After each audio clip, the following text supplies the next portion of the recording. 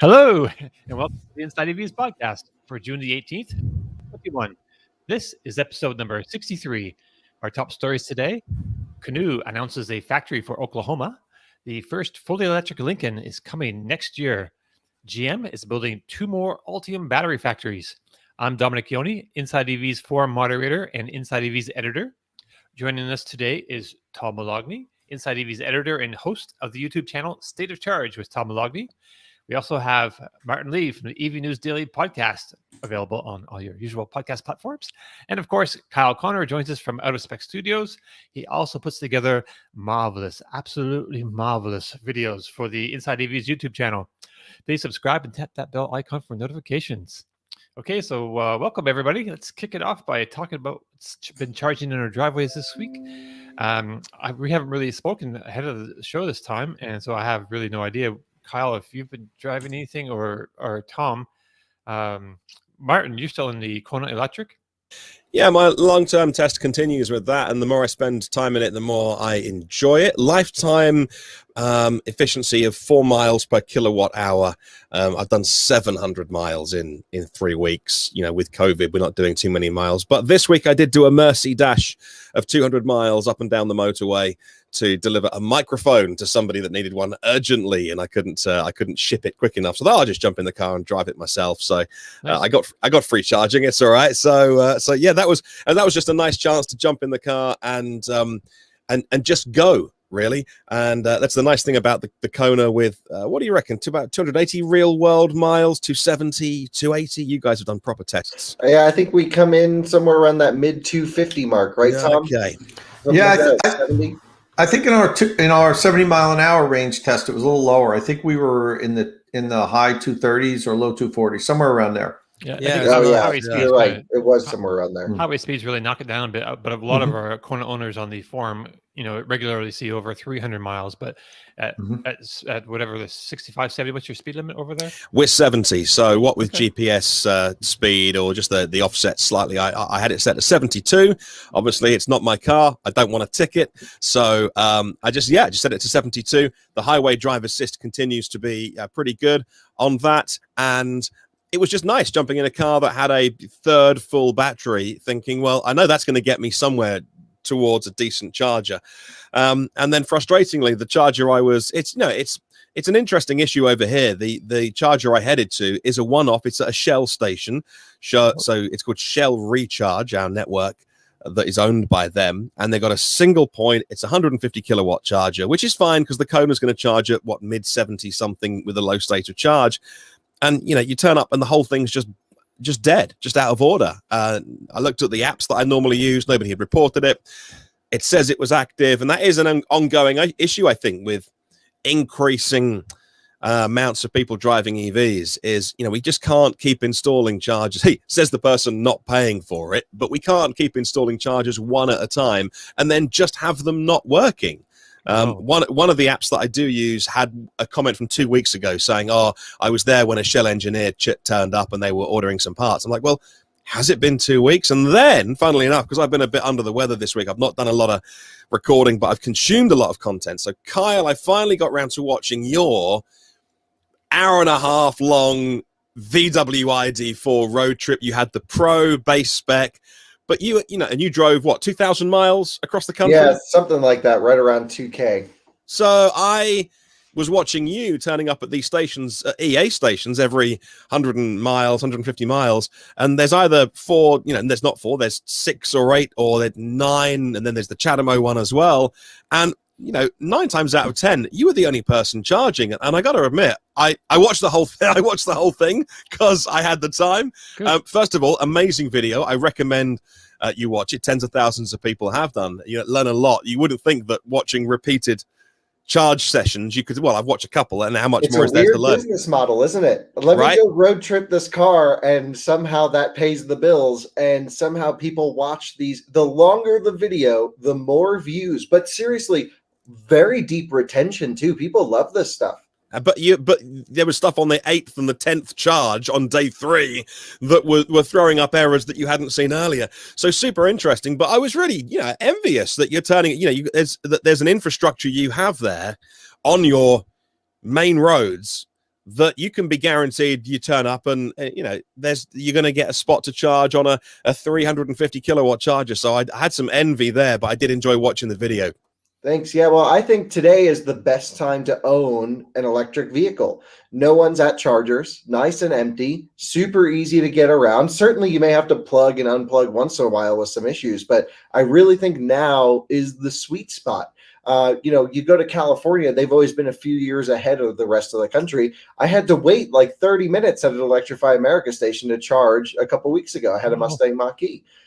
You go to the rest of the country, you never see another car, like maybe once or twice. And it's like, oh, you can talk to them. It's exciting. It's like what Tesla was like in 2015 when we were road tripping those. And I just think it's going to be, right now is the time. And it's going to, with all this adoption with, what is it? The Hyundai Ioniq 5, the Volkswagen ID4, all of these super not inexpensive, but right priced vehicles that are in the sweet spot that a lot of people are going to be transitioning to electric. They're going to clog up all these stations, and there's no incentive for any of these companies to build out more charging points. And I hadn't appreciated with the ID4 how you can turn up with 2, 4, 5, 6% state of charge and plug it in on a fast enough charger, and it literally goes 20 kilowatts, 50 kilowatts, 125, and then just sits there from a really low state of charge. So, I talk about these things all the time, but even then I hadn't appreciated how good the ID4 is at just being a consistent road tripper. Not winning the gold medal for speeds, the peak charge rate, but very usable amounts of power. 100%. Yeah, that's the best part of ID4 is that, on paper, nothing's crazy impressive. But when you start using it in the real world, it's like, oh, that is really nice how well it just sits at max charge rate relatively deep in the pack. And then its taper rate is awesome. I mean, most ID4 owners will charge 80, 90% on a fast charger and then go for another 220 miles, whatever it is. That's not bad. And we're talking, 30-minute charges. If you do that, I think I was doing about 15-minute charges throughout my video. And not bad at all. It's great. I saw on your out of spec reviews channel that you had a ID4, all the different versions of it comparison. So what was your big, since we're talking about the ID4, what was your big takeaway from that? Yeah, well, I hadn't been in a Pro S yet, so I've spent a ton of time with ID4 First Edition, and now a ton of time with the ID4 the Pro. So that just left. Volkswagen just picked that car up, but plenty more videos about to come out over the next month with that. That's the all-wheel drive, right? Nope, no all-wheel drive in the US yet. So it's all rear-wheel drive. So it's still all-wheel drive. Okay. Yeah, and then you can get these same trim levels with all-wheel drive. Okay. So it's just options and interior. The one thing was I didn't like the interior of the Pro S very much because it has this brown dash and these brown door panels, but the seats are black. And I'm like, that's weird. Just make everything brown at that point. But I think you can spec gray seats where everything else is black. So that solves that problem. There's a screen size difference, which doesn't really matter. I think it's all good. Now, someone just commented home charging, which NC's been a longtime supporter. Awesome. Thanks for following us since the early days. Home charging will make my fear unwarranted.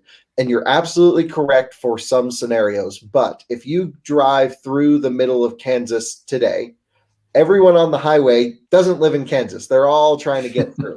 So if we're trying to think about, okay, let's say we have a 20% adoption rate. That means 20% of the cars going through Kansas are still going to need to DC fast charge. And why would Electrify America put in, more and more chargers there if they can already pitch their sales to automakers and say, yeah, you can go across the country in your EQS, no problem. We got points everywhere. And that's what gets passed on to the end user. It's like, oh, well, 3 people are ahead of you. Good luck waiting. You already bought the car. At our point, there's no incentive. We're not making money when you plug in. I don't see it expanding. I don't know. I was thinking about the ID4 and the platform from VW, the MEB platform, and frustrated because it works. It's plug and charge compatible, but they haven't launched it with the cars now. You talked about that in your video. But you know what? The charging process on Electrify America, if you got the app and you've got a car that works with it and it all communicates, which the ID4 did, I feel less let down. Not that I really was let down, but I feel like I should give them less of a hard time, because it'll be nice to have plug and charge. But I don't think it's essential, because it looks like a really slick process with the app. Just activate it, plug it in, off you go. I guess for those that don't take as much pleasure as you do in terms of, like, oh, you told the story about your partner's parents. Like, yeah, you had to so parents. It's for you and me. Plug and charge is not a big deal. I can roll up to a charger, see which one I'm pulling into, and before the car even stops, I got the charger activated. I'm good. That's no problem. The problem was, and it really became apparent to me when Alyssa's parents were taking a road trip in their ID4, and they show up to the first Electrify America charge point. They're at 5% state of charge. I kind of mapped out where they should go, and they got the let me balance speed and efficiency to pull into the charger dead with a little buffer thing. And then it was a 30-minute process explaining to them how to turn on the phone, to download the apps that I suggested they download, then sign them up, then get the Volkswagen hooked up to it. And then once that was all done, which could have been done earlier, it was, okay, well, now I'm swiping on the charger to activate, and he's swiping on number 2. Meanwhile, he's on post number 3 trying to use port number 2. And because the port, so it's like numbered 1 and 2. Is that because it's the CCS and no, they're both CCS, but you can't charge both at the same time. So right. Okay. Yeah, it's purely just for charge port location on the car. They should have just put a little swivel on the top like ChargePoint does. There's no reason to have 2 plugs per post, I think. But it looks obvious, because if you say, "Well, what one are you on?" You're like, "Well, it says number 1." Like, well, no. Right. If you look at the very top of the charger, there's a long number, then a hyphen, then there's another number, and it's like, actually, I didn't. It was a case in kind of user experience when you were explaining that their problems. I'm like, that stuff doesn't occur to me, because I'm like, oh yeah, this is stall 3. Right. But who looks at the very top of it for its long serial number and the last digit on it? So yeah, plug and charge could be useful. ID4, maybe it'll be coming sometime this summer. We'll see. Yeah, and also in the fall. It's additionally, Martin. It's not just we're talking about Electrify America here. It's useful to have it on Electrify America, and that's the only network where it's working now for customers. There's some other networks that are doing pilot programs, but when you throw in the fact that there's multiple networks. If we could just teach somebody how to use an Electrify America station, that would be fine. People would learn it relatively quickly. But then you have to teach them how to use Blink chargers, EVgo chargers, ChargePoint chargers, Greenlot chargers. So, it's too much. It really is. When you go to gas stations, you put your credit card in, you pull the nozzle out, and you stick your credit. It works the same regardless of what gas station you're at. It's not that way with electric car charging. So plug and charge is huge. I had installed public chargers in the parking lot of my restaurant a dozen years ago, and I could watch right outside the front as people plugged in, and I can't tell you how many times I had to go out and help them turn on the charger. They just couldn't figure it out. So, we just can't get mass adoption if people have to figure out how 10 or 12 different systems work and download the apps for different ones. So plug and charge or a similar technology like what Tesla's employing is absolutely essential for us to get to mass adoption, in my opinion. And we're getting there. It's starting to work really good. The EQS is coming out with it also. We just did an article yesterday where the EQS is coming with 2 years of free charging on the Electrify America network, and it's going to be plug and charge enabled when it launches. So it looks like moving forward, most of the new entrants are just going to come with plug and charge out of the box. But let's hope it's not a Mach-E situation where it came with plug and charge and then ended up not working. It probably will. That probably will happen. That's more frustrating. Well, yeah, I know, but for the first month or so, I know it should work right out of the box. And you're a little bit hard. No, I don't give them any credit. I know you're harder on the OEMs and the network companies than I am sometimes. And that's right. I'm not saying you're wrong in being that way, but it was all sorted out within a matter of weeks early on. And yeah, must have been frustrating because as you pointed out, Kyle, it got sorted out after there were customer deliveries. It wasn't just sorted out 5 months after customer deliveries. Yeah. Well, I don't know if it was that long. Has the Mach-E even been out for 5 months yet? Yeah, I guess it has been just about December 2020. Yeah. we're in month 6 right now. It could have taken it took longer than it should have, but it's all working now.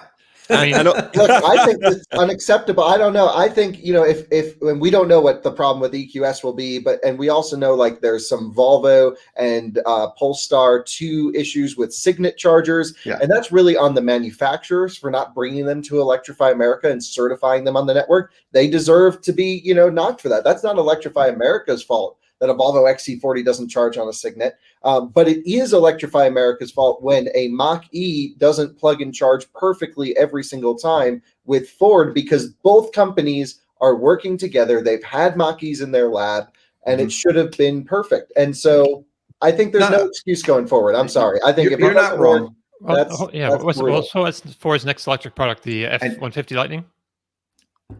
Or the Ford Transit Electric. Which that's true. That begins manufacturing this fall, doesn't it? I think the cars are really good at this point. The cars are awesome. I mean, I've been driving this Mach-E. I've had it for 3 weeks now. I still have it for another couple. Nice. It's been amazing. We're road tripping it. We've been doing range tests. Plug-in charging it. It's awesome. No issues with the car. All of our issues come from these weird charging situations. The video was was such a good opportunity to sit down and watch this, because it reminded me of lots of little things which never ever crossed my mind. There's a point, Kyle, where you plug in, I think on the first charge, and the charger just goes straight into the socket, and like you're like, whoa, that's the nicest insertion. And I'm like, I laughed, and I'm like, oh, you nerd. And then I stopped and was like, no, you're absolutely right, because the amount of times I've gone to a charger and it doesn't quite fit, and you're kind of pushing it in. And again, because we live in this world, it doesn't even cross my mind that is an issue, but a tiny issue. But you're right. When you fill up with gas, you just put the hose in the hole. It's just the same experience. And yet new EV owners absolutely will be thinking, how hard am I meant to, I've really had to, I'm sure we all have, wiggle them and really shove them into the car. Am I going to damage the pins? And that's, you learn eventually, no, it's fine. You can just push them in. Some of them just fit badly. But down to that level of detail, I'm really glad I watched this, because it was a back to basics reminder that these things are not nailed everywhere. And to Martin's point, if you have a CCS enabled car and you're on a DC fast charger and you plug it in and it's not connecting for some reason, the charger's saying, not connecting, do yourself unplug it, start the process over again, and pull the connector up and hold it while the charger is connecting to the car, because in many cases the weight of the plug pulled it down, and the cable, those big heavy liquid filled cables, cooled cables, it pulled the connector away from the car just enough so that the signal won't connect. I've seen, whenever I'm at Electrify America charging station doing my range tests or the charging tests, and I see somebody having difficulty, they'll pull in with something, the first thing I do is walk over and I'm like, look, unplug, do this, try this. I can't tell you how many times I help somebody initiate their charging session. And believe it or not, it happened to me once with my Tesla. I was on a road trip, and for some reason the charger just wasn't, it just kept saying waiting to charge. So I unplugged, I pushed it back in and just pulled it up a little and held it, and it started charging. So this is a good opportunity. It can happen with Teslas also. So, and it's not as common now, but early Model 3s had a rubber ring on the inside of their charge port, sort of just like a little insulator, that would always get stuck in supercharger handles. So you would plug in and it wouldn't go in all the way, similar to what Tom is saying. You wouldn't be able to get it to charge. And this would happen, I would say maybe 20% of supercharging sessions. It was when Model 3 came out, this was everywhere. All you have to do, and I've still seen it recently, you just tap the supercharger handle on your shoe and down, and then the rubber bit falls out, and then you can plug in perfectly. Right. Hey, so speaking of chargers, Tom, I believe you did a review of some home chargers or something this week, the Amazing E. Want to give us a quick rundown on that? Yeah, the Amazing E with the superhero Amazing E girl. I don't know if anybody's seen those videos. I remember that we used to have those ads on the site. Yeah. Yeah. They were a sponsor for a little while on Inside EVs back with this. So that's what I'm going to explain. Okay, yeah, because it changed, right? No, it didn't change. Okay. Clipper Creek, Amazing E is a sub brand made by Clipper Creek. The only difference is, I mean, they engineer, they design them, they even make some of the innards and the parts for them, is that the units aren't assembled at the Clipper Creek main assembly plant in the U.S. All Clipper Creek chargers are made in the U.S. They're very proud of that. They advertise on all their websites. You know, everything's designed, engineered, and built and made in the U.S. They have this sub-brand Amazing E, and they engineer it, design them, and then they send them to subcontractors to assemble them. So I think the two that I had said assembled in Mexico. So that's really the only difference. They're Clipper Creek, you know, all the way through, but they're not made here in America. And that's important to some people. I totally understand it. It's a sub-brand of these small, lightweight, portable chargers. And as you know, as you may know, on Inside EVs, we have a long list of these deep dive EV SC or EV charger reviews. And we've been getting a lot of people recommend or request us start reviewing some of the smaller, lighter, portable chargers, because a lot of people are going for those. Yeah, that's me dropping them as part of the reviews. I hold each one about 5 feet off the ground and drop it 10 times in a row on the concrete floor to see if it cracks. Or we really review these. I mean, we're actually quite proud of what we do with our charging station reviews. If you look online at some of the other reviews, people just kind of like get it, plug it in, and then they plug in the car and they're like, yeah, this is great, man, it works. Right. We actually review them. We deep freeze them. We drop them. I take them outside and blast them with a hose for like 10 minutes to see if water gets inside them. So we actually really do comprehensive reviews. So yeah, I reviewed the Amazing E 16 amp and 32 amp. It comes in a 16 amp version that'll deliver 3.8 kilowatts. That has a NEMA 1430 plug. And they also have an Amazing E Fast, which is a 32 amp, which is pretty powerful for a small, lightweight unit that has a NEMA 1450. You can also hardwire it if you'd like. They're very good, solid units. And the biggest thing coming out of the review, and if you do watch it, we have a nice video review, is one of the things that Clipper Creek is very proud of with their Amazing E line is the safety factor. Is, you know, you can go on Amazon now and Google search electric car chargers, portable chargers. You'll get dozens and dozens. I mean, a few years ago, there were like 5, and now there are dozens of them. Many of them are coming from, China, and that's not necessarily a bad thing. I'm not saying that means that they're poor quality, but a lot of them are. A lot of them are from these upstart companies where it's a race to the bottom. What's the cheapest, least expensive one we can make? And unfortunately, people fall for that. They go online. They're like, oh, I need something to charge my car. I'm looking for something that delivers 32 amps. Oh, that one's $329. That one's $299. That one's, $249. Oh, here's one for $199. Right. Click buy. They don't look. It has a 30-day warranty, and it has a very poor NEMA rating, and it's just junk. And what happens? Yeah, I got a couple of those laying around actually. Yeah, and they all broke. To be honest, I've had people email me. So Tom, I bought XYZ. In 6 months it broke. So I bought another one, and you know what? In 6 months that one broke too. And I'm like, dude, like. What made you get another one if the thing just, the price was right.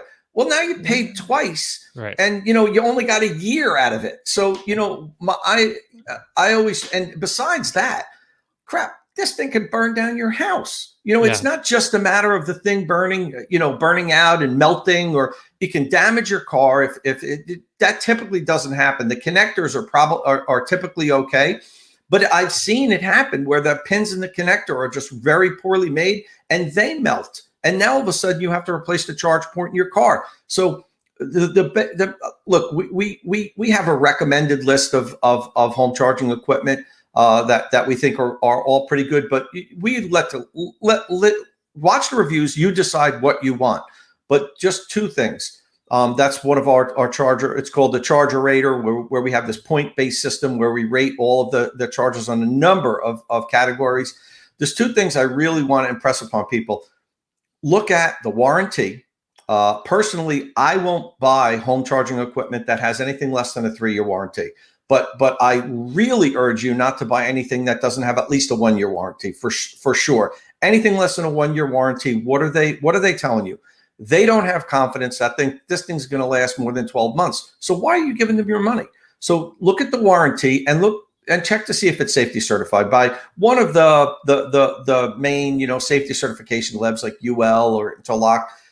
Just do yourself a favor, put a couple extra bucks into it, and if you buy a good one like these two on the Amazing E, they're going to last really long. I mean, it'll outlast your car. So get a good one and be safe, and it's going to last a long time. You want to buy cheap crap? Well, you get what you pay for. I guarantee you're going to be buying another one in a couple of years. That's really the main thing takeaway from the Amazing E line are good quality units. Is that a plug on the end of it? As in, I know we don't have that type of plug over here, but is that a 32 amp charger that is not hardwired? Yes. Yep. Oh, that's well, it's 40 amp, actually. Yeah. That wouldn't pass code. That has to be hardwired in with a circuit breaker, and you can't put a plug on the end of that. That's interesting. Yeah. Obviously, it looks like a beefier. Well, I can't find an example of our plugs, but that it was 13 amp. But that's did you call it a 1450? That's our NEMA 1450. Right. Okay. It looks chunkier than what we have, so it's safe. It obviously. Is. The NEMA 1450 is a big chunky plug, Mark, right. But your standard plugs are more robust than our basic 120 volt plugs. Yeah, so exactly. So you're kind of in the middle of our basic standard plug and then our big, thick, robust, high power plugs. I just want to answer one of the questions. JKEV asked me, do you think the Pulsar Plus is small enough to take on a road trip? And yeah, absolutely. It's small, tiny. It's very lightweight. It's only about 8 inches. It's almost a circle, so it's about 8 inches in diameter. And one note to tell you on that, Pulsar Plus right now that's out is a 40 amp unit. They're coming out with a 48 amp unit, and they just emailed me that they're shipping me it. So I'm going to be doing the review on that in within a couple of weeks. The 48 amp Pulsar Plus. Tom, do you think we can get some of those cheap chargers? I got some ones I can send you. I don't know. I buy them and use them once a year, so they're fine for me. But do you want me to send you a couple of these cheap ones so you can trash them in a review? Sure. Well, I'll do the drop test. I'll freeze it. I'll put it in a let's bucket see of how water. terrible they We'll actually are. see how they hold up. Yeah, can we just not burn down Tom's nice house though? That's true, right? I've seen it and it's just lovely. Make sure you have insurance. I have fire extinguishers. I have all kinds of safety equipment in my garage, so I think I'm just get homeowners insurance is all you need. All right. Just hey, walk so away. on Thursday, Canoo held its first ever investor day. If you'll remember, they're the outfit with the multi-purpose platform, or MPP.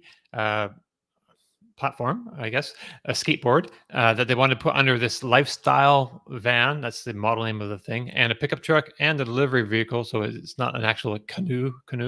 There's a picture of them right there. That's the pickup on the right, and the delivery vehicle on the left. Well, let's be clear. These are renderings of they vehicles. are. They do have actual physical I've been in prototypes one of these. Yeah. Yeah, last year. Okay, so hopefully, I don't know, you didn't get to drive it though, right? No, I don't think it was like a driving one, the one I was in. Okay, well, I'm working on trying to get you in one. Okay, so they went public via a merger with a special purpose acquisition company, or SPAC, and the share price just soared. SPAC fever in the EV sector has since then though it's cooled quite a bit, and the stock is now just under $10, I believe. Less than half of its peak. And recently it also lost its co-founder and CEO, Ulrich Kranz, who at one time helped run BMW's i3 and i8 programs. He left in April. Who, Don, let me interject, is now with Faraday Future. No, actually, he just got picked up by Apple last week. Oh, that's right. I'm sorry. No. I meant to say Apple. There was another Faraday Future. A person that jumped to Faraday Future, a friend of mine, and I got those confused. It's Apple. Right. So this is the Apple electric car that is not happening. If you listen to Tim Apple, he's like, no, we work on stuff that Tim never Apple. sees. We have lots of products that never actually make it to market. Of course, you don't hire someone of that caliber, right, and then not make an electric car. So I believe Doug Field from Tesla is running that Apple program. He's working under. So Ulrich is working under Doug. Yeah. Right. So that's kind of interesting. But anyway, so he left in April and it was hired by Apple just last week. And so, there's been a lot of concern probably over the company, because that's a big deal. He was a co-founder of the company as well, right? So when one of your co-founders leaves, people get concerned. Is this thing, going to happen? So this Investor Day really seemed to me about building confidence in the company, its leadership, its product, its business model.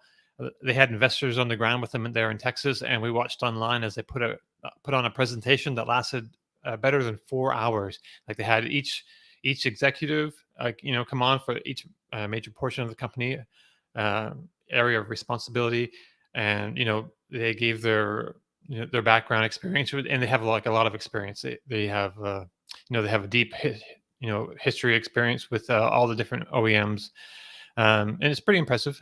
And so they laid out their program and their vision.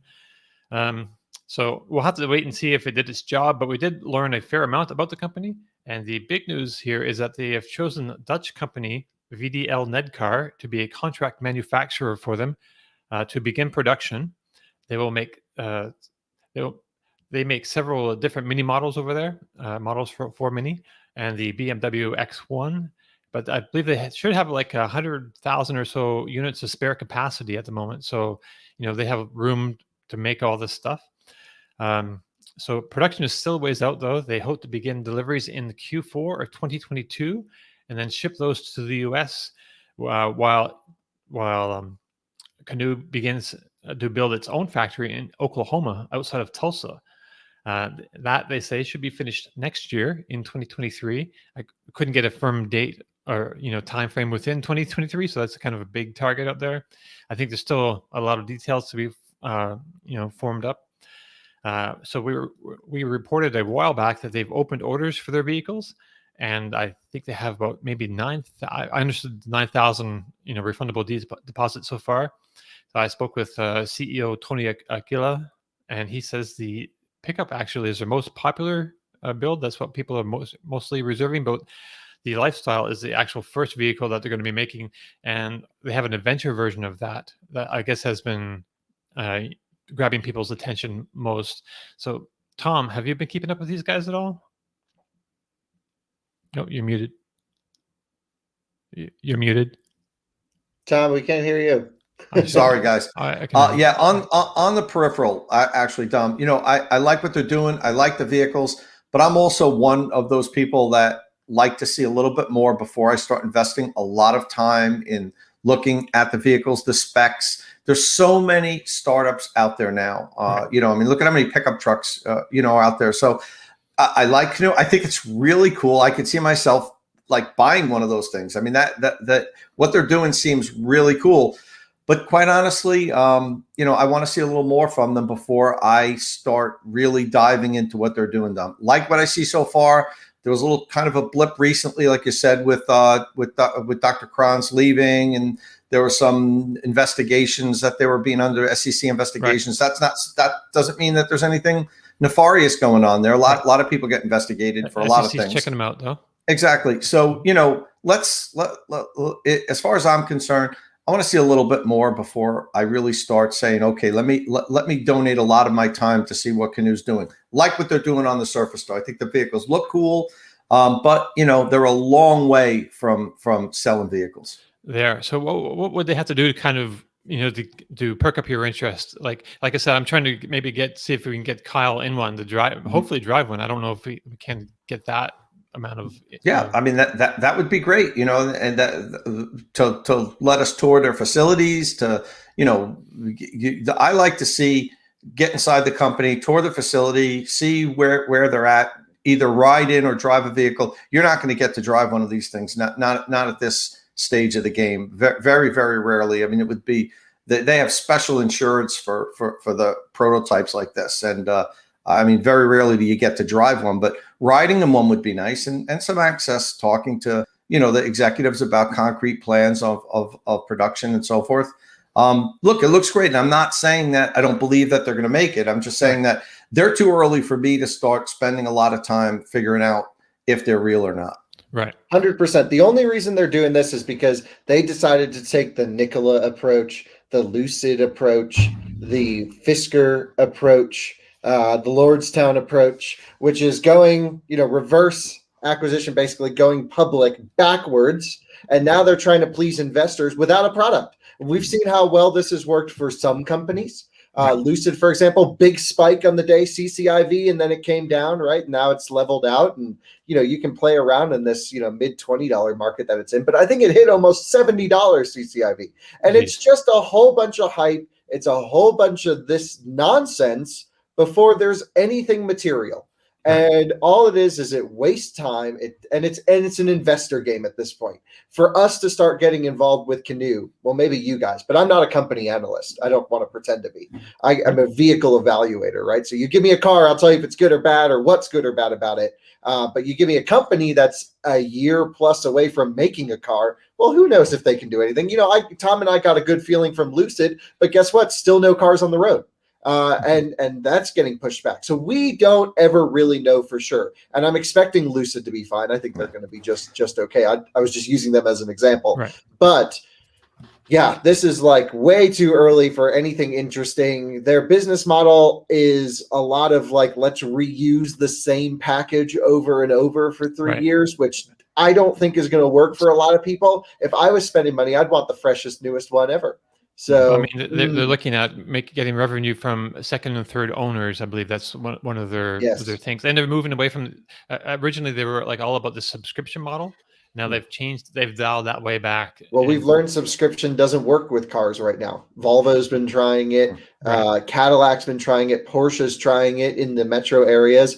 Make that adapting. worthwhile. They're not at least trying to force, a square peg in and around the hole. They say, oh, okay, this doesn't work. Let's dial that back and let's, figure out what does work.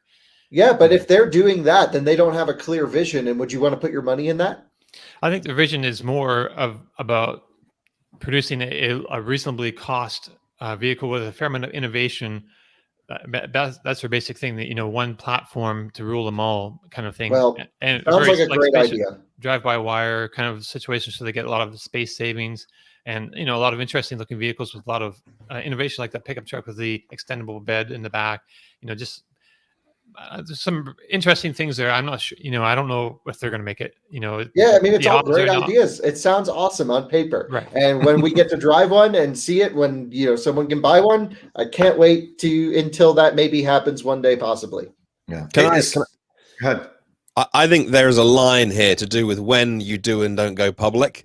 And I think that might be the litmus test, because none of us have any doubts over Rivian.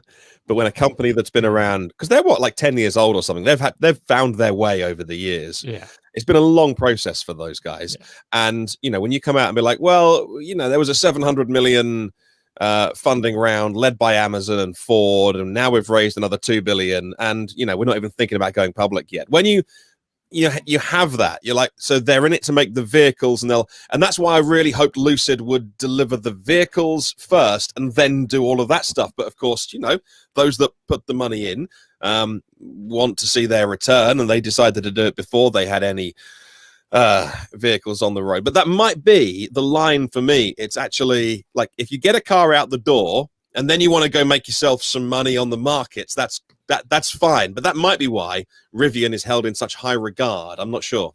Yeah, that is what Rivian. They'll have cars on the road. I think July now. It's been pushed back to. Yeah, it's been pushed back a little bit. And then we don't have a set date, but I know it's been pushed back a little. Do they? There are rumblings about them preparing for an IPO. But then they'll IPO, and they'll either do it as a proper IPO and do an investor roadshow and do it properly, and rather than this kind of rushing, and because then you're beholden to just having heat around the company rather than, hey, we're making some great vehicles, and then there's this other, like the buy and sell side of it. Well, I don't know if they're going to make that video public or not. I tried to watch it last night. I couldn't get it to work for me, but it's 4 hours long. But there are some interesting things with the technology at the end. They're showing some of their battery technology a bit, how they've developed pack over the time, and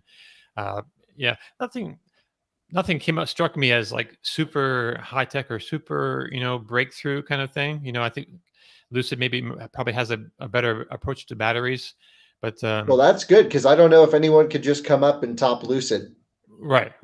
I mean, but usually a lot of times, like a startup company is based around like a particular innovation, like in well, their innovation is design and their sales model.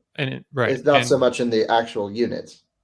Right, and packaging. I think it's fair to say that their packaging is pretty good, impressive, interesting. But we're a year away plus, right? So right. why are we even? Just don't know.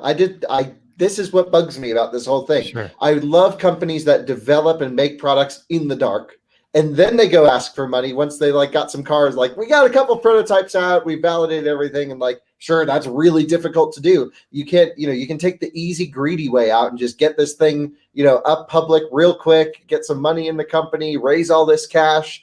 And that's the easy way to do it. Right now, you could literally, I'm oversimplifying here, but you could say, Tom and I could get together. Hey, everyone, we've made a car. Guess what? Does 827 miles on a charge. You don't want to use a round number. You can't sound, like you're making it up. Hey, 827 miles on a charge. It's going to cost $62,430 for us to produce. And, oh, by the way, we're asking for $1 trillion. Guess what? Money will start flooding in. Well, that's you and me. I mean, of course, people will start. Of course. Right. I mean, if Dom and Martin put together a car, I don't know if it would sell that well. But we are going to. We didn't want to mention it. We don't want to say anything before today, but we have got some news actually. And okay, so let's talk about another startup then. Well, they started up maybe 100 years ago.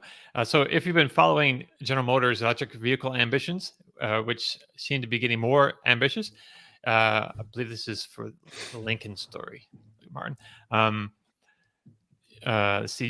realize they've already announced 2 Ultium battery plants they're building, but that's not really going to be enough supply to for the cell. They're not going to make enough cells in those 2 plants to supply the production they have planned going forward.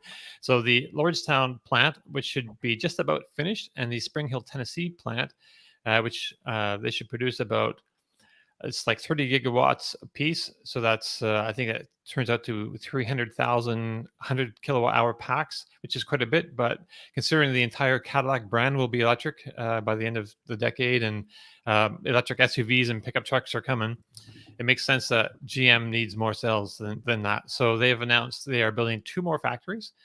There's not a whole lot of details yet, but we expect that they'll also be in the same 30 gigawatt hour capacity neighborhood.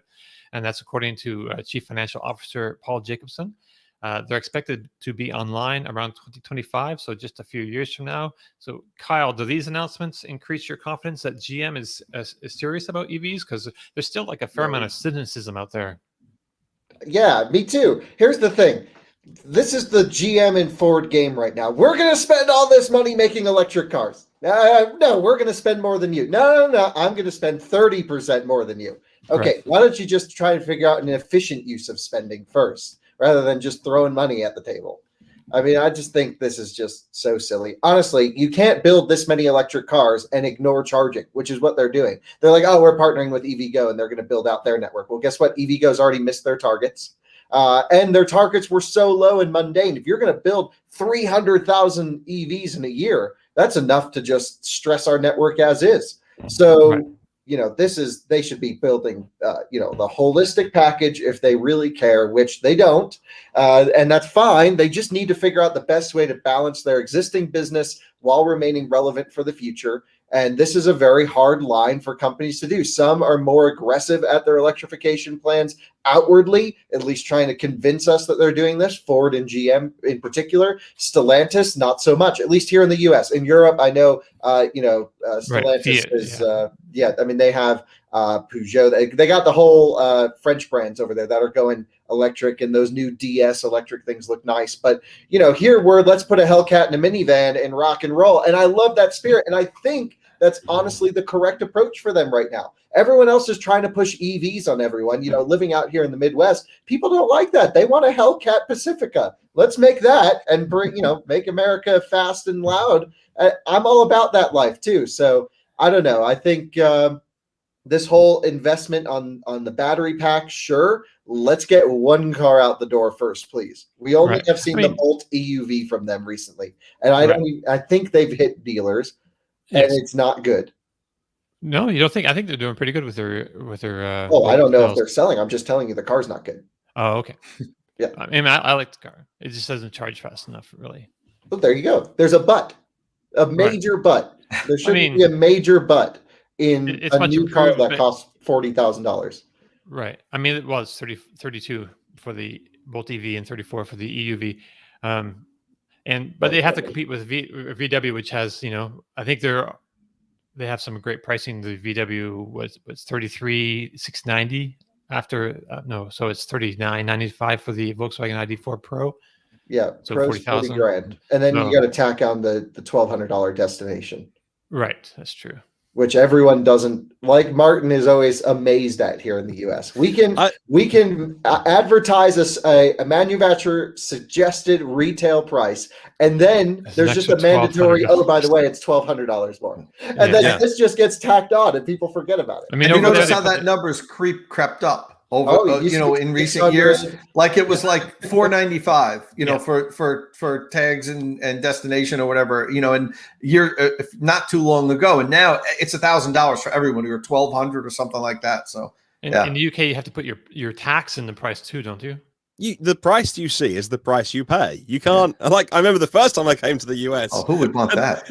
And it's like getting to the cash register and thinking, this isn't the price I thought. And no, so here we have one rate of well, of course we don't have states, and so there's no state tax, but we have VAT, we have value added tax on goods and services, and but not on essential goods and things like that. So so yeah, it's not on things like kids' clothes, I believe, and some other essential things. But yeah, you can't advertise something and then be like, oh, by the way, another £1,000, please, because we want to deliver the car to you. Like, I'll come and get it. I don't want to pay that. I'll come and get the car from you. So no, it's if it's not optional, you can't put it on the price. Okay. So which sounds reasonable. Well, I mean, you'd have to ask. It sounds reasonable, but no. Well, for me, I mean, these battery factory announcements are kind of a necessary thing because battery supply is a big issue, as is infrastructure, because you can't sell cars to customers if customers are looking at other people who've bought electric cars, like sitting and waiting and not able to get a charge of their vehicles. That's just not going to fly. So I mean, OEMs have to figure this out. There's or it's going to just bite them so hard. Yeah, but I don't think it's the OEM's responsibility to figure this out. I mean, they want to sell electric vehicles. It's partly at least. Well, do they actually want to sell electric vehicles? This is what I'm trying to figure out. It costs them a ton of money to design, engineer, produce, build factories, source raw materials. Or wouldn't they actually prefer just to sell another Chevy Equinox? I mean, that the tide has already shifted. There's kind of no going back from where they just can't. There's just no. I think there is going back. I don't know. No. To Kyle's point, they would much rather today sell, what they make money on, what they're comfortable with. Sure. But to Dom's point, Kyle, I think that the writing is on the wall. The industry is going to shift. Now, how quickly that's going to happen, we can argue. You could say 15 years. You could say 6 years. But at some point, every company has to pivot and decide. Now, when do you put your cards on the table? When do you start investing? Because you can't just pivot. Part of this announcement that I like is the investment in the battery factories. I don't really care about when it says we're going to invest $100 billion more, or we're going to be 20 cars by 2027.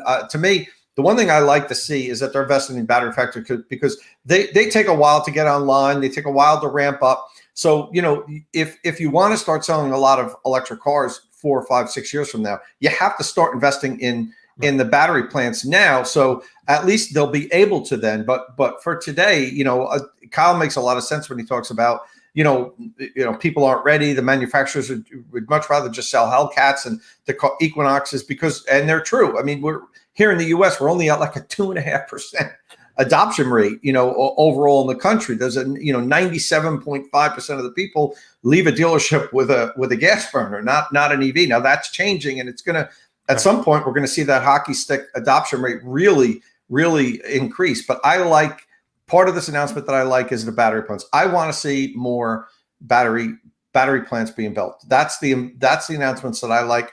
I'm not so crazy about hearing by 2026, we're going to be, we're going to have 25 new models. That's all going to sort itself out. You won't have any models if you don't have batteries. So start investing in the batteries now. Right. And to go back again, it wouldn't be a podcast if I didn't disagree with Kyle about something. And he said that the manufacturers, they, instead of putting their money here, they should be putting it into infrastructure. I kind of believe that, but there's a part of me that says, no, I don't want GM and Ford getting involved with infrastructure. I want free market enterprise. I want third parties that aren't tied to GM or Ford putting money into that. They'll probably get it right. GM and Ford, they're not infrastructure companies. Sure. They make cars. Stick to building your damn cars. Let the free market sort out this whole infrastructure thing. And I still think it will. Kyle, on some time, quite often thinks it might not for a while. It's going to be a mess. We're going to be bottleneck. We're going to have more EVs than charging stations. Yeah. I think I have faith that that's going to sort itself out. That when there is the appropriate demand, you're going to see tons of investment, and they're going to roll that stuff out faster than we can imagine. I mean, look what Electrify America did.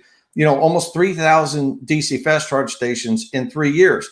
Now, all 3,000 don't work, but hold on. That was forced. Yeah, I know, but they did that, and they basically invented the segment. There were no 350, 150 kilowatt DC fast chargers. They invented the equipment and put it out there. It will be so much easier for that next company that gets, billions of dollars of investment from hedge funds or whatever that wants to light up the whole country, because now the equipment's established.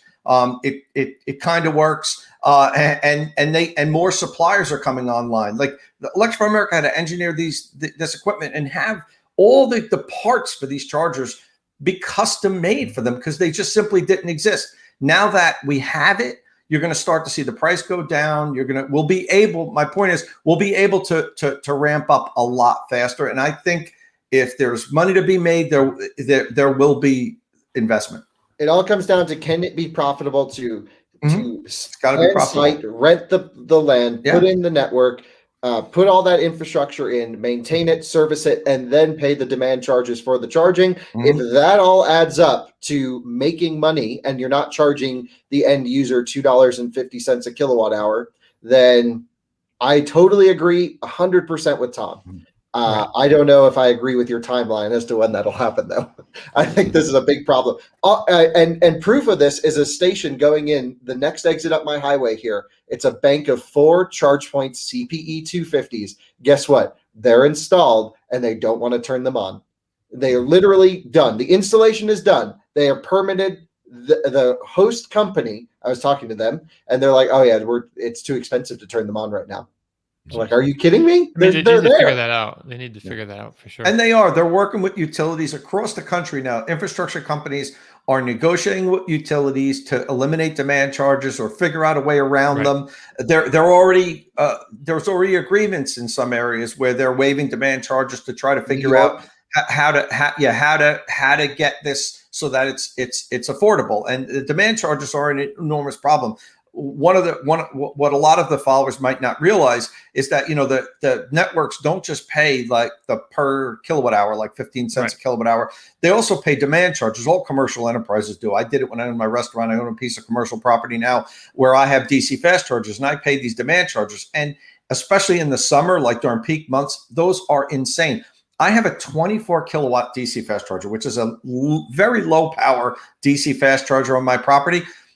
I pay about $400 per month in demand charges just to have that thing turned on. You take in $400 for hell no. charging? Hell no. And that's just the demand charges. Yeah. I still have to pay for the electricity, so I lose $400 or $500 a month just to keep these chargers open, and it's like a public service. So that's Kyle's point where they said, we're not going to turn these things on. We didn't realize they're going to cost us a couple of grand a month, and that's a 24 kilowatt DC fast charger. If these are like 150 kilowatt DC fast chargers that Kyle's talking about, 600 kilowatt, it will be thousands of dollars per month in demand fees. And if one person plugs in a day to charge at these stations and they bang them for $25, do the math. Like well, what's going to happen is I'm going to show up with like 4 EVs, plug everything in because I'm doing range testing and we're doing all these comparisons. And guess what? That sucker, we're paying like maybe 1/100th of the cost that they're paying for our charging. But Tom, interesting points. I actually agree with you here, which is you're rational. You realize you lose money by charging. We're DC charging right now, but don't you think this is sort of a chicken and the egg situation where I think the cars are getting really good and people are really buying the cars, but we haven't figured out how to make charging infrastructure work yet. I mean, I think we still have reliability, compatibility issues, but more importantly, there's no free market business approach to DC charging that's been invented yet without government incentives. And don't you think that should have or should be kind of figured out before we go super head first into this whole electric world and everyone's buying every new EV coming out? So yes and no. The thing is, there just simply aren't enough electric cars on the road today to make a business model profitable. It just isn't. So there is money out there. I know that for a fact. I've talked to companies. I've consulted for some companies that are going to be getting into the infrastructure game big time over the course of the next 10 years or so, and they're just waiting for that right point, and they're already beginning to negotiate site contracts and leasing and parking lots with big companies. You want to talk about like a McDonald's franchise, let's say. How about if there was if there were 2 DC fast chargers at every McDonald's in 5 or 6 years from now? I mean, they have it's a real estate play at this point right now. It's a real estate grab, and the companies are trying to figure out who do we want to partner with. And I believe, I could be wrong. I believe when we hit that inflection point where there's enough EVs on the road to support, networks where they'll still be losing money for the first few years. They know that, but they won't be just getting crushed. I think you're going to start to see just the rollout, just blanket the country. I think it's going to happen so quickly. Your head's going to spin, but it hasn't happened yet. Let's see. I found this thing on Twitter earlier. Let me see if I can find it again. There we go. It's from TikTok, posted on Twitter. And I don't know where it is or when it's from, but we don't. It's a grapevine in California, and it's very recent. We don't see this over here because we don't have enough Teslas over here. But I see it during the holiday season, and I see the people I follow on socials saying, "Oh my God, like the queues at Tesla's charging stations are so long now." But like that's ridiculous. You can't have that length of queue. And this is from a company that has done more than any other to put in banks of charging stations of 10, 12, 15, 100 superchargers in the newest location. And they're still queuing. So how do you strike that balance between spending all the money to put it in versus turning up to get a quick charge because you've got the kids in the car, or you're desperate for food or a bathroom break, and you're like, now I'm waiting for 2 hours to charge my car. That's ridiculous. Let me bring up that grapevine situation there. I don't think that's the representative Tesla charging experience. Well, no. At only twice, I think, maybe I can remember one. I'm sure there's been another one, but 1 or 2 times in my 300,000 miles of Tesla road tripping have I ever had to wait to charge, and it was in Savannah, Georgia. Look, I think this is an extreme case, and I think this is a customer education problem. There's other superchargers up and down everywhere in California. I'm sure there are cars there. I'm not saying everyone's in this situation, but I'm sure there are cars there with 20, 30, 40% charge that could just go to the next station. Yeah. Or if some may have, maybe not there, but if I was in that situation, I'd go, I'm not going to wait in this line. I'll go to the Electrify America in Chatham for 20 minutes and get to the next supercharger. So I think this is a customer education. It's an adapter problem. And this is why non-Tesla EV owners don't want Teslas using the public network because of just how many there are. On customer education. And I don't talk about this stuff on my podcast or whinge about it generally because we're lucky to drive the cars that we do. I'm driving a brand new Kona. It's not mine. I'm very lucky. But I turned up. There's we have a network called InstaVolt, and they've put them into the new Starbucks, drive-through Starbucks near me. So I thought good. They're really good units. What are they? The tritium units? I'm not sure, but they activate really quickly. You can swipe your bank card on contactless, and it's almost instant. They just turn on, and they're really fast. And again, they've put one in near me on the drive-through Starbucks. Like, great, I'm gonna run in for 20 minutes, do some work on my laptop at a table inside, and there was a Renault Zoe on the Rapid that was at 99%. And like, I'm then, do I complain about it on Twitter and sound indignant? Well, no, not really, because I've got better things to do. But also, should I say anything to the guy when he comes out? Like, I had enough charge to get to where I'm going, and it's near my house anyway. But like, why is there a car charging at 8 kilowatts on a single DC fast charging unit? So, which we pay per kilowatt hour. So the charge point operator is making no money from it, and he is doing what is, kind of in EV world, like the worst of the worst, which is sitting on a 99%, not even in his car. Like, I could see the guy in Starbucks working on his laptop, and I'm like, does he know that's a faux pas? Like, do I talk to him and engage and say something? Or like, I don't know. Like, I don't want to be that guy that is I don't want to come across like I'm criticizing him in case he knows. He's like, yeah, it's fine. Like, I'm allowed to charge my car to whatever percentage I like, mate. And he's right. There's no rules against it. There's no rule. There's no rule. It's kind of bad form, and unless he really absolutely needs that last 1%. I mean, it's a Renault Zoe. It's got a 50 kilowatt hour pack. It's a reasonable size. That's 200 and something miles of range he had at that point. Takes you the length of the country, right? In the UK. Yeah, you can go a long way on that. So, it's like it's an education thing with DC fast charging. It's all about education and an agreed set of social norms and agreements. Not anytime soon. We're going to see fights breaking out at chargers. We're going to see security issues at chargers. Everyone complains when I bring this up that it's like, you're sitting in a Walmart parking lot at 1 a.m. potentially, and you're like the only one there, and there's no way for the car to move. People who are criminals hopefully don't watch our channel, but I'm just saying this is a serious concern. Someone's got to bring it up, and so we got some issues that we got to work out here. Some issues. Kyle, how about if the manufacturers develop a system where from inside the car you could press a button and it ejects the connector and you can drive away? That's what we need. That's what we need, because when you're plugged in, you are trapped. You can't get away. Yeah. So maybe that'll be a thing. Emergency eject. Then every jerk owner at that point is just going to be, I'm not putting the plug back, eject and go. They'll be all over the ground. Well, I mean, the answer to that is obviously inductive charging, but that's still a few years away. Oh boy, we don't have enough time in the day, Dominic. Anyway, so let's talk about something real quick that is coming soon. A car, actually. So a teaser of so Lincoln. This is about Lincoln. They've announced they have a fully electric Lincoln coming in 2022, which is like next year, right? So a teaser of the car with the instrument cluster. It's on. They put a little video here. We can see. I think Martin will bring it up. That's the front end. So it looks like a Lincoln, I guess. And we don't really know a lot about lovely on that vehicle, isn't it? I mean, it's hard to tell from there. I know it was a joke. I think the lyric is so much better, but really, that was also a joke.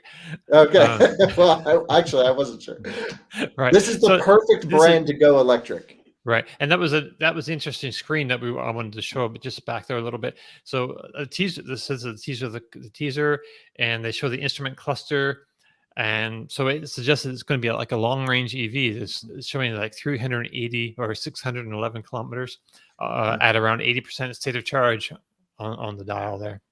Why do they have a temperature gauge, but the Mach-E doesn't have a temperature gauge? Because it's a Lincoln. You have to pay extra for that, man. Well, I just think Ford's strategy in general is, do you want people to know your battery pack, drivetrain, average temperature, or do you not? There's also a power meter in here, which the Mach-E doesn't have. So very diverging strategy here for Lincoln than Ford in user experience and what you're going to be interacting with when you drive. I much prefer this. I think this is great.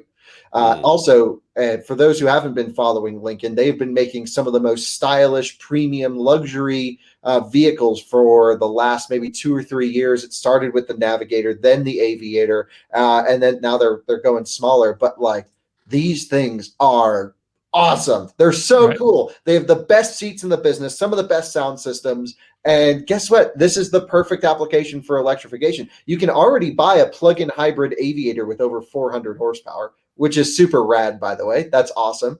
And so now we're going full electric. I think this is perfect for Lincoln. So the question to me is, what are they building this on? This is not like like a Mach-E, right? This is something else underneath. Do we know that for sure? I don't know for sure, but I don't. There's think not it enough is. I don't think it is numbers a to Mach-E. make a I think bespoke it's the next chassis. platform that's going to be maybe under whatever the next like small pickup truck or midsize. Yeah, I'm not sure exactly. I know we know it's going to be have all-wheel drive or rear-wheel drive, of course, and but there was no details on what it's sitting on.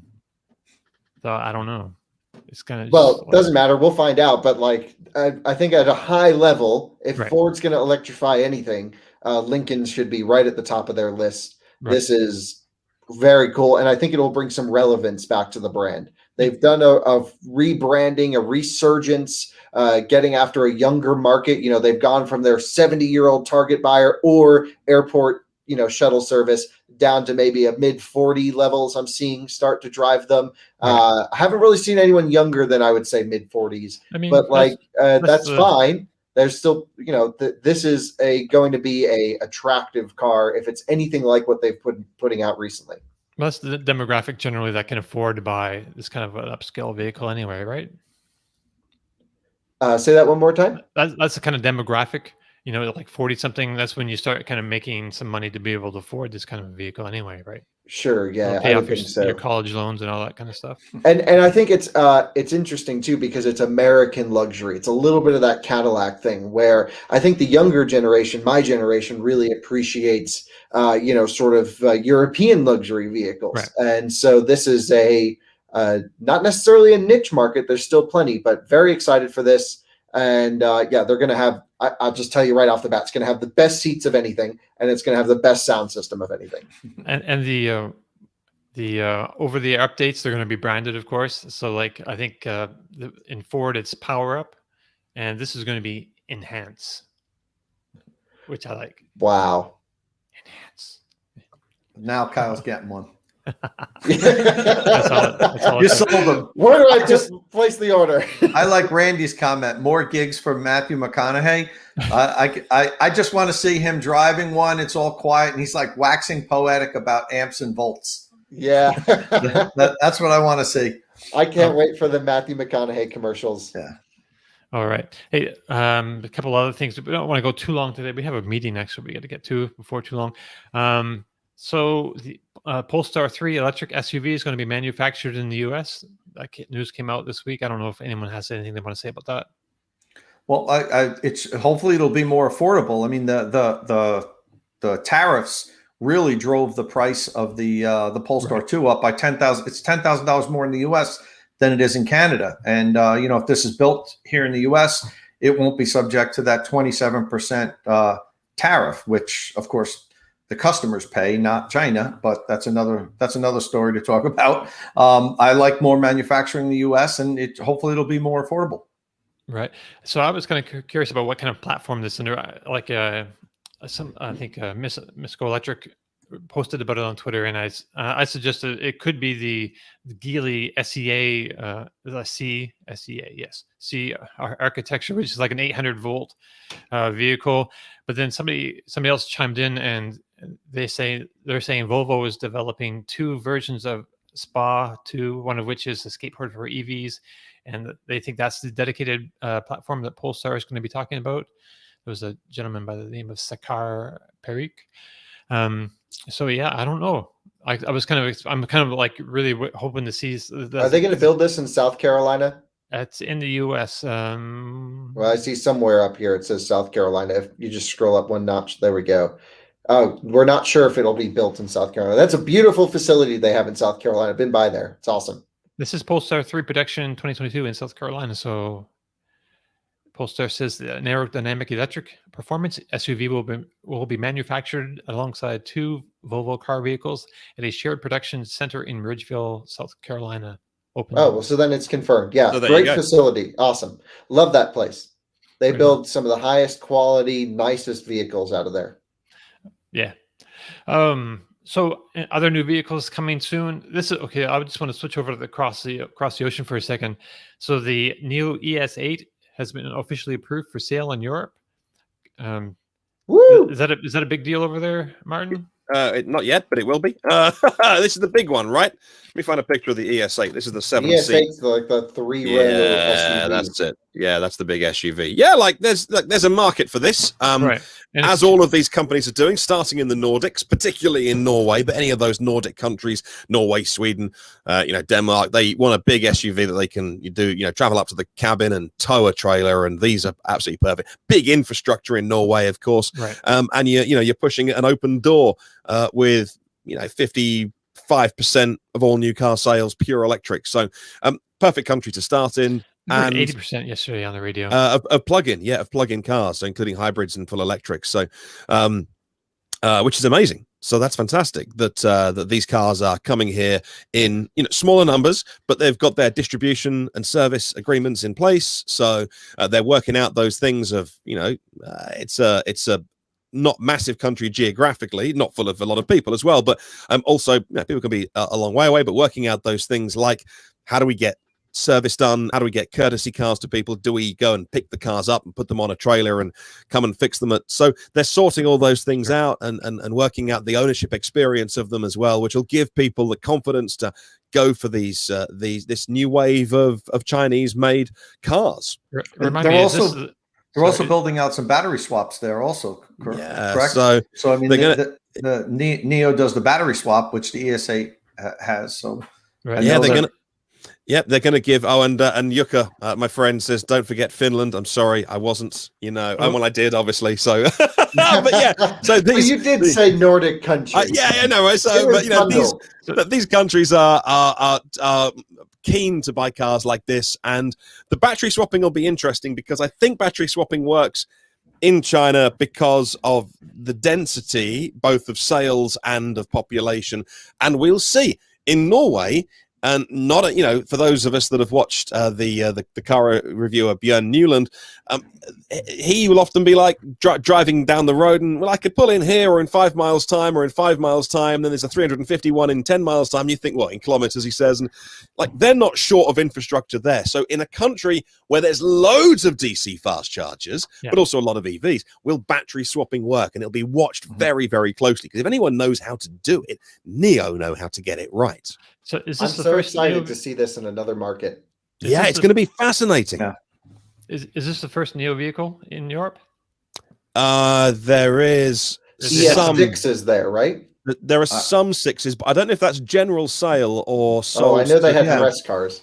Friendly owners or people curious. I'm not sure if it was a general sale. Well, they have their, I don't believe their it design. No, their design offices in Germany. Yeah, and I know they had vehicles that Bjorn was testing out of their German office. Sort of like here in the US, we have some in the Bay Area. But this strikes me as like the first wave of the Chinese vehicles coming to Europe, basically. So they've got this. Well, Xiaopeng's been going for a little while. Yep. Oh, that's true. And BYD is bringing some over now also. That's right. First 100 BYDs. Mm-hmm. Oh, we had BYD taxis 5 or 8 years ago. Just nobody knew what on earth they were driving around. No, we had BYD taxis here. They just never really took off. They were ahead of their time and had to be leased, and there was no infrastructure to charge them. Yeah. Well, I'll tell you about it one day. Yeah. Odd-looking cars too, those ones. So this, and then it's followed up by the what comes next? The sports sedan from Neo comes later the year or early next year. What's that called? I forget. But that's the next. Remember, that's the expensive one. Yeah. There might be a picture somewhere, but yeah, that's coming next. And then I mean, good luck to Neo for doing that. And if they can create a brand really from nothing, from nowhere, I would be very open to owning this as long as the ownership experience was there in terms of warranty and those. There is. Is Nomi adapted for other languages yet? Because last time I checked it out, I could only do, I believe, Mandarin and Cantonese. Right. Neither of which I can speak. I would be surprised if they're shipping it and it doesn't have. Yeah, it must language. be. You know, I mean, well, Xiaopeng did that. I think I forget one of the cars Bjorn reviewed. It was all in one of the. Yeah, but he got an early one. That wasn't when it came over. Did he to not sell, get right? part of the first batch? I thought I don't it was think one of the so. cars I think that he got them ahead. I think he got them ahead of time. Oh, I'm okay. pretty Well, then sure. that's excusable. Sorry for bringing that up then. I believe you could be right, but I'm 99% sure that he got an early one, and that actually was one of the reasons why it got held up to before it took them so you're long to send them, absolutely right. because they had to get that language thing straightened out. Yeah, that's right. I remember that hold up. So that sweet Neo sedan is the ET7, by the way. ET7, Right. right. Okay, and that comes next year, early next year, I believe. That's going to be nice, man. That's going to, yeah. It's quick as well. That's like a 3-point-something second and 0 to 60. These are good cars. I don't know if we need to have a conversation at some point around security and data. Whatever I do, I just told it's absolutely fine. But of course, these are. It's like anything. The phones that are made. There's the geopolitical issue around it as well, about where the cars are made. Obviously, to sell an EV in China, you have to agree to hand over all of those driving, the logs and the data to PRC. So all EVs in China, not just EVs, but cars are connected cars. And those logs, I think, when Tesla said, oh, we're going to share data with the PRC, they're like, oh, wow, Tesla are great. Wouldn't know all car makers in China that want to sell an EV in China that's a connected car have to provide that data to the party. So, but that's fine. It's China. I don't live there. Them's the rules if you live there. So I don't know. Let's have a data expert, security data expert come on the show some point soon. If you're in the audience and you work in the field, let us know. If you know someone who you would suggest to have us on, have them contact Dominic and he can schedule it. Like, is there some data collection going on of where I am and what I'm driving? But everyone's doing this. Like my camera, people, or my mobile phone, my internet, like there's logs, the Amazon device on my desk. All of these things are collecting data about me, and I don't know where that data is. So I don't even know if it's our cars and everything about us now as well. And now they're monitoring you inside the car with a camera in the new Teslas. Yeah. So it's like now you're going to prove that someone's texting when they crash. Yeah. Or something. Yeah. Right. So I don't know. It'd be a good time to have that debate about connected cars as well. It is, right. And like companies may or may not, keep that data, but then, we don't know if it's being also intercepted by, our own, spy organizations, for lack of better terms, or intelligence gathering, government organizations, which we have. So that it's a concern. Some people have. So it's one of those things that we do need to talk about, I think, as a country. Just how much information do we want people to know about where we're going and when we're going, and listen, all they need. We've already that horse is out of the barn, in my opinion. We all carry one of these around. You download apps and you give the apps permission to access your phone, your camera, to access your contacts. I mean, to listen to your conversations. Like it's crazy.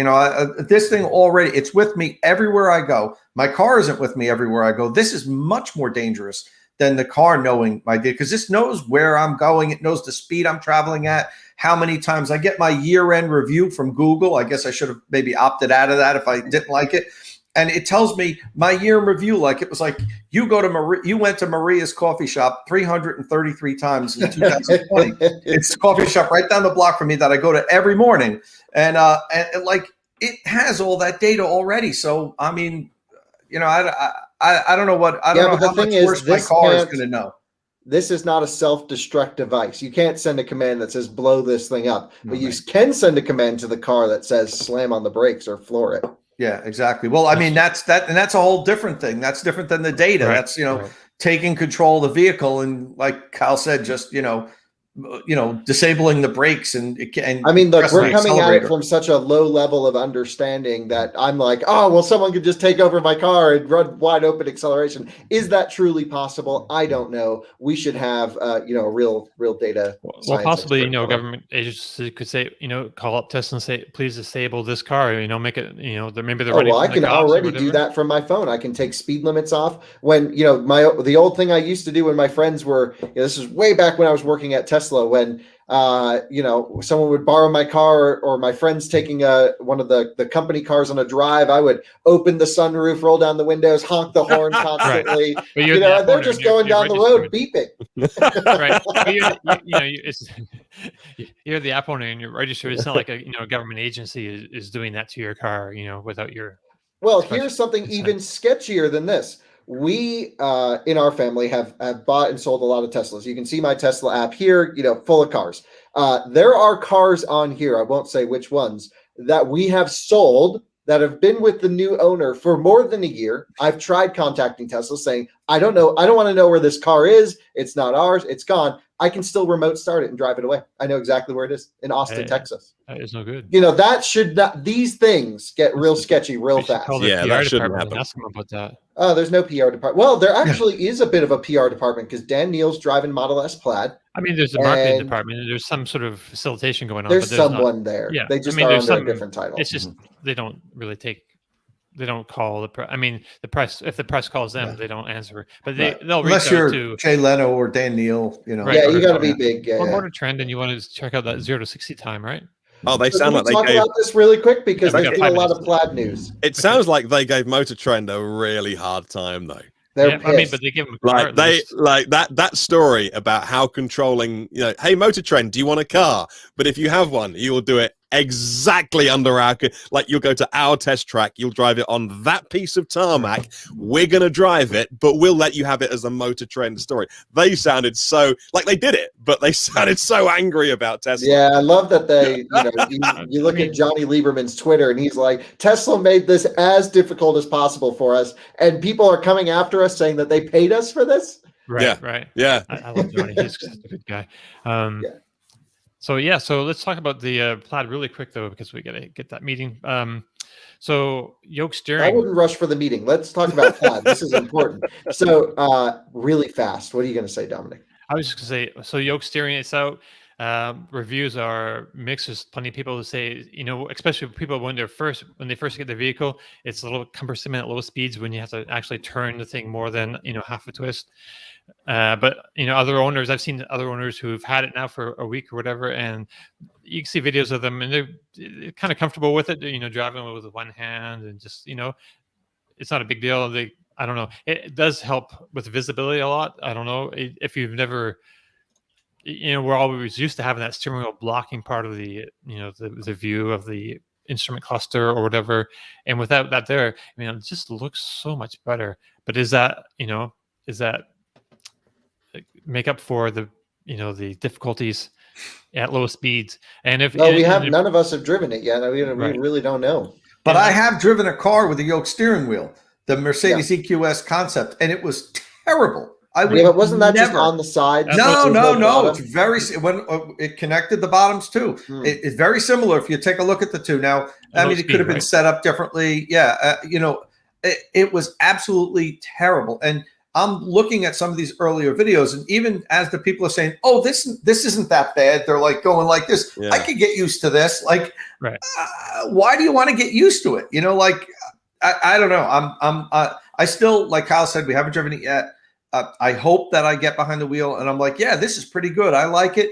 It just seems like it was something that wasn't needed. It looks cool, but it's a talking point. They could have went with progressive, but they didn't want to spend the money or the time to do that yet. And I think Elon was on the Twitter the other day saying that they're going to do that, but it's not there.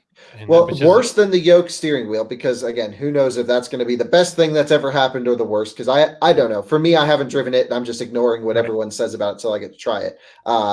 The horn situation, I will tell you, is very sketchy. Can you pull back that wheel up again? Yeah. So in a normal steering wheel, except for some cars, I've owned cars where it's not in the middle. You have paddles on the side or whatever. It's not the middle of the steering wheel. It's the top left button on the right side. That's the horn. Yes.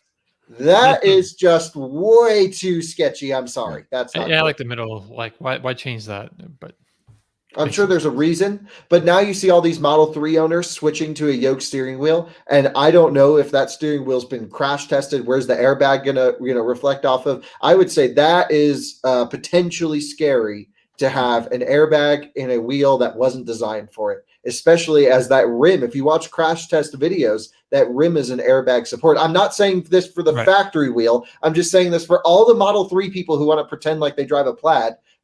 I would at least be a little bit cautious about that. I know my friend Brian didn't. I'm going to call him and give him crap for it here in a minute. Yeah, any aftermarket wheel is not good idea because they're crash tested with those. Those are designed to deform, on an impact. But it holds the airbag in. It's structural you not losing your face. So don't cut your steering wheel in half. No, I mean maybe it's okay. We don't know. I'm not going to say don't do it. I'm just going to say it's on you. There was a story of one of the German automakers, and when they reduced the size of their steering wheel, and they're like, it was literally the hardest thing we did. Like, of all the stupid things we did, we made a decision to make our wheel, I don't know, an inch smaller. And what we had to go through to make the airbags work with a smaller steering wheel was a ridiculous amount of time and money. It's not an insignificant thing. Like, they work together. Right.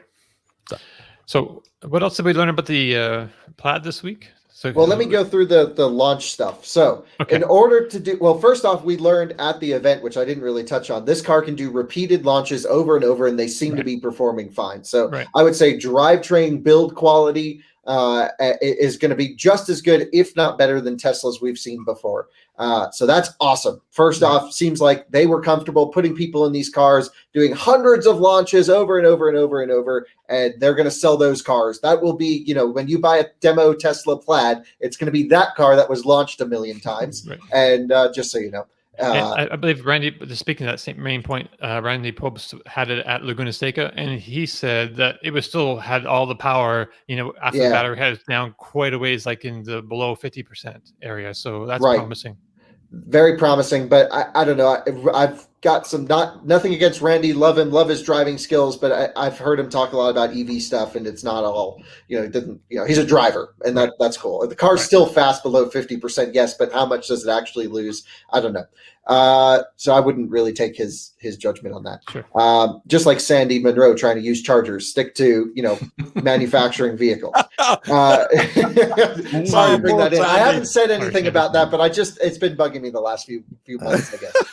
He's made quite a few fumbles with the chargers. It's been stay out of that world and just stay, do stuff that you're really good at. That's why I don't evaluate companies, even though sometimes I chime in. Also, the launch process, which is this car's party trick, its halo trick, is very interesting. You have to get it in drag strip mode, which is very similar to like going ludicrous plus on older Teslas. People are saying like you got to wait all this time for it to heat up. Well, that's no different than P100D ludicrous. I used to have to put my car on a supercharger, run the extra battery heater when I took it drag racing, and that took 45 minutes to get it warmed up. So now we're down to 15 minutes. That doesn't seem so bad. That's on the outside too. It can be quicker, like 7 minutes, possibly. Sure, yeah. So that to me seems very normal and reasonable. I'm okay with that, and I don't think there's like a whole bunch of asterisks of stuff you need to do to get the car in cheetah stance. Takes a lot of time. It does currently with the existing cars, and then when you launch this thing, it's going to go like a bat out of hell. So to me, all these restrictions just add to the effect, the stuff that I like. It's imperfect, which makes it exciting, and you have an emotional connection now to, you got to flip all the switches and do the things, and it feels like a special event. Does it actually work for drag racing? Not really, because unless you're renting out your drag strip like Tesla was doing, you don't have 10 seconds to get it in cheetah mode when you pull up to the grid, to the tree. But for the most part, people aren't doing that. It's just a party trick.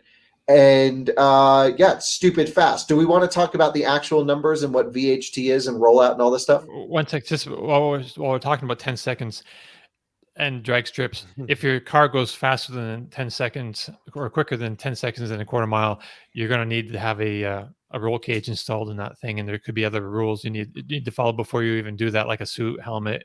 That's for specific places, right? NHRA registered drag strips. Yeah. If you just go with your buddies and rent out a drag strip or go to the $20 a night thing, I don't think they're going to care. Okay. Yeah, you go to middle of North Carolina with this thing, people are like, does that thing run on AA's or AAA's? And you just go. Yeah, there's the channel with our street racing friend with a Tesla. Right. Well, I just, we can skip this for a couple minutes. I want to talk about just this whole VHT thing because I think a lot of people don't what is totally that? understand. Is it the surface, right? Or yeah. So correct. basically Motor Trend says it does 0 to 60 in 1.98 seconds with the asterisk, which the asterisk means a lot in this world, right? So the asterisk is 1 foot rollout. It is also on a prepped surface with VHT. VHT is basically goop. It's glue that you put all over the surface. And it gets real hot and you coat it all over the tires. And this means left foot on the brake, right foot on the throttle. When you launch this thing, you're going to get a ton of torque to the wheels. It's basically tire, pavement, and then you're glued to the pavement. It's actually hard to walk on. It'll pull your shoes off. So in lower power cars, it will actually hurt your time because you're getting stuck to the pavement. But in cars that are traction limited, this is, basically like a slingshot effect. And it's not uncommon to be used. A lot of cars use VHT. The big asterisk is Motor Trend doesn't do VHT for their 0 to 60 testing. Right. They do it at their drag strip on their pavement surface. They do it backwards. They run from the other end to the front. Sure. And when they do their 0 to 60 testing with this plaid, they did. It was not under 2 seconds. Right. And it was well over 2 seconds with a 1 foot rollout. Now, a lot of people are getting up in arms on this because we're so close to this barrier. My feeling is no average consumer, no customer can get in this car and run a less than 2 second 0 to 60. Therefore, Tesla, it shouldn't be qualified as such. Nice to know it could do that if you glue it to the ground. What other cars rated like that? It's just, we can make cars faster by modifying things and changing conditions and run a 0 to 60 on the moon with no air density and no gravity. Sure, my freaking Sprinter could probably do 0 to 60 in 2 seconds in outer space. So, I think that's a bit silly. This is a very low 2 second 0 to 60 car. Right. And the numbers we're talking about are purely numbers on paper. Your experience behind the wheel is going to be mind-blowingly aggressive. And that's all that really matters. Yeah. Right. This, when we're getting down to numbers like this small, hundreds of a second's differences, it's all like meaningless at this point. I mean, a quarter mile still has some meaning behind those numbers, but 1.99, 2.12, no one knows, you get in, you feel that. It's just stupid. Man, the whole thing is stupid. A P100D is stupid. And then you get in this, and it's just going to be stupid. Right. Well, this is. Here's the thing: you saw all these Tesla people, screaming at the top of their lungs, "I love Elon!" as they're launching in their plaid at the event, right? And look, mad respect for Elon. That wasn't meant as a hit to them. It's meant as a hit to these Tesla people that are just like devoting their lives to this man. But they're in this car, this. Look at the Drags Times video. Whoever's in the back's like screaming at the top of his lungs, and they ran a 2.74. That's slower than the P100D could do if you were the only person in the car. Mm-hmm. And he's still like, "Oh, my stomach." I'm like, well, you could have been doing this since 2016 in a P90D. What you just experienced is no different. Yeah. I don't know. It's annoying. Yeah. Wow. On the usability side, I found this on Twitter from one of the non-staff people who got the car, a lady called Marge, who seems to be like either long-term owner or I looked at the replies and she seemed well known in the Tesla community. I'd never heard of this person, but I just started following her actually. That's must be to get one of the first 25 cars. You've got to have a connection with Tesla. Anyway, this lady plugged into charge, and so we have the new screen, which I think is nice. I like the layout, but here you can see that at 34% state of charge, it's still pulling 246. Now, what this isn't is a charge curve. It's a snapshot in time. And as I tried to engage with people who went, "Oh my God, the charge curve's amazing." I'm like, you don't know that because I tried to reason with somebody about the various cars that we see. Even, a Model S Performance isn't like up to the top and then all the way down, like what people think a charge curve is. That even then that it ramps a bit and then comes down. But I did make my case with a few screenshots. I can't find them now, but like I showed them Ioniq 5, for instance, which is quite an extreme example of that, where it really does start very slowly and it peaks at about 40%, 50%, and then goes down again.